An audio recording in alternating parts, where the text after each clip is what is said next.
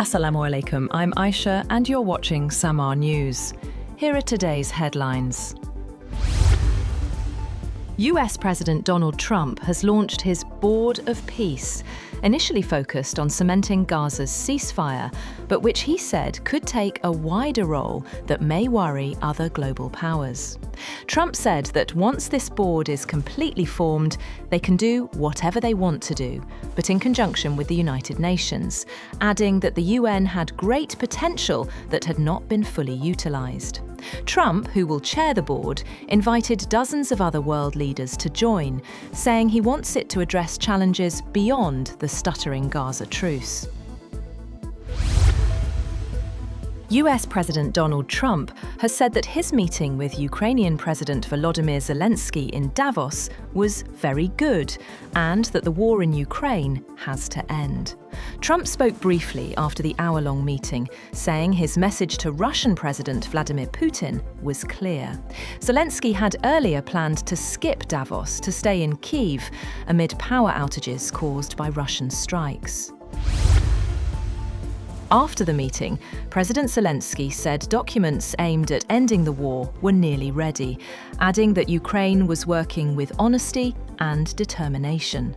Speaking in Davos, he said Russia must be ready to end what he called its aggression. Mentioning that Venezuelan leader Nicolas Maduro was on trial in the United States, but Russian President Vladimir Putin still was not, Zelensky contrasted the two situations as he called for stronger action against Moscow's aggression in Ukraine. Russian President Vladimir Putin says Moscow is ready to send $1 billion in Russian assets frozen in the United States to President Donald Trump's Board of Peace initiative. Speaking to Palestinian President Mahmoud Abbas, Putin said the funds would support the Palestinian people. He said the proposal to use frozen Russian assets had already been discussed with Washington. Russian President Vladimir Putin will today discuss a possible peace plan for Ukraine with US envoys Steve Witkoff and Jared Kushner in Moscow, after President Donald Trump said a deal to end the war was reasonably close. He said that he would meet Witkoff and Trump's son-in-law Kushner in Moscow to continue dialogue on the Ukrainian settlement, as well as Trump's Board of Peace idea and the possibility of using frozen Russian assets. Meanwhile, US envoy Steve Witkoff has said that a lot of progress has been made in Ukraine peace talks and that negotiations were down to one last issue. He told an audience at the World Economic Forum in Davos that if both sides want to solve this, they are going to get it solved. US President Donald Trump has abruptly stepped back from threats to impose tariffs as leverage to seize Greenland, ruled out the use of force, and suggested a deal was in sight to end a dispute over the Danish territory. In Davos, after meeting with NATO Secretary-General Mark Rutte, Trump said Western Arctic allies could forge a new deal over the strategic island territory of 57,000 people that satisfies his desire for a Golden Dome missile defense system and access to critical minerals, while blocking Russia and China's ambitions in the Arctic. On the other hand, the NATO Secretary-General said the issue of whether Greenland will remain with Denmark did not come up in his talks with Donald Trump. In an interview on Fox News' Special Report with Bret Baier show, Rutte was asked if Greenland will still be under the Kingdom of Denmark in this framework deal that Trump mentioned.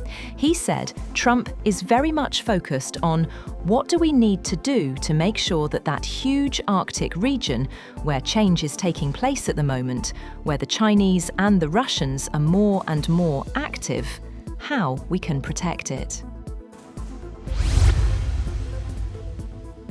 Spain, on the other hand, is urging the EU to move towards creating a joint army for the bloc as a deterrence measure. Spain's Foreign Minister, José Manuel Álvarez, said ahead of a day of meetings in Davos that the region should focus first on bringing together its tangible assets to properly integrate its defence industry, and then mobilising a coalition of the willing. Meanwhile, the US is due to officially exit the World Health Organization. In the face of warnings, it will hit both US health and global health, and also in violation of a US law that requires Washington to pay the UN Health Agency $260 million in fees that it owes. A US State Department spokesperson said the WHO's failure to contain, manage, and share information had cost the US trillions of dollars, and the president had exercised his authority to pause the future transfer of any US government funds, support, or resources to the WHO. 3 people have been shot dead in an attack in the Australian state of New South Wales, with local media reporting the gunman remained at large and the shooting was a suspected incident of domestic violence. Police said an operation was underway in the town of Lake Cargelligo and urged residents to stay indoors. Emergency services were called to the scene following reports of a shooting in the late afternoon. And Tokyo Electric Power has planned to shut the reactor following a malfunction at the world's biggest nuclear plant, just a day after it got back online for the first time in more than 13 years. The company also said it would carry out a thorough investigation after a malfunction at reactor number 6 of the Kashiwazaki Kariwa nuclear plant. An alarm was triggered early Thursday during work to withdraw control rods from the reactor. It marked TEPCO's first reactor restart since the Fukushima disaster in 2011. That's all for now. For more updates, visit www.samar.tv. Thank you for watching Samar News.